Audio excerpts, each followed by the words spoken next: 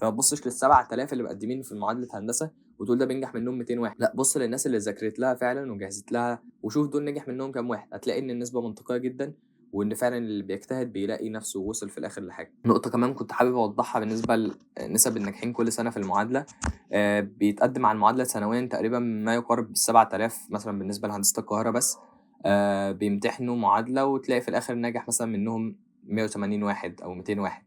ليه في فرق ما بين النسب بتاعة النجاح؟ الناس تقول المعادلة صعبة، ما حدش بينجح في المعادلة خالص وهوّلوا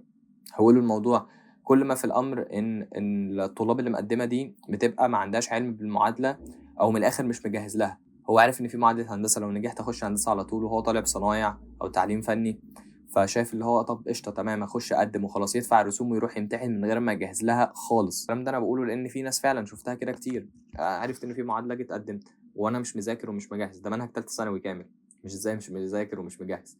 في نسبة تانية بتيجي في آخر 3 شهور في المراجعات وتقدّم وتذاكر في السناتر، ف3 شهور بس بتذاكر منهج تالتة ثانوي، ده حاجة يعني صعبة،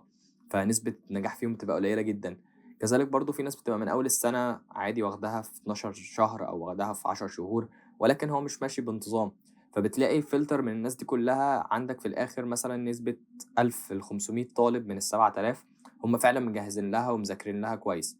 وطبيعي إن في صعوبة في الامتحانات، الامتحانات ما بتبقاش سهلة، فطبيعي إن في نسبة ناس بتنجح وناس بتسقط، فما تبصش لل7000 اللي مقدمين في معادلة هندسة وتقول ده بينجح منهم 200 واحد، لأ بُص للناس اللي ذاكرت لها فعلًا وجهزت لها وشوف دول نجح منهم كام واحد، هتلاقي إن النسبة منطقية جدًا، وإن فعلًا اللي بيجتهد بيلاقي نفسه وصل في الآخر لحاجة. نقطة إن أنت الموضوع ممكن يكون صعب شوية لو حاسس إن الدنيا صعبة عليك وحاسس إن أنت مش هتقدر تعملها، أو لو عادي واثق من نفسك بس حابب إن أنت تزود الفرص بتاعتك في النجاح، يا ريت تعملها قبليها بسنة، يعني تجهّز للمعادلة وتذاكرها قبليها بسنة، وأنت داخل تانية ثانوي تجهّز المعادلة وتذاكرها، ده هيكون أفضل ليك طبعًا وهيحسّن من فرص نجاحك كتير.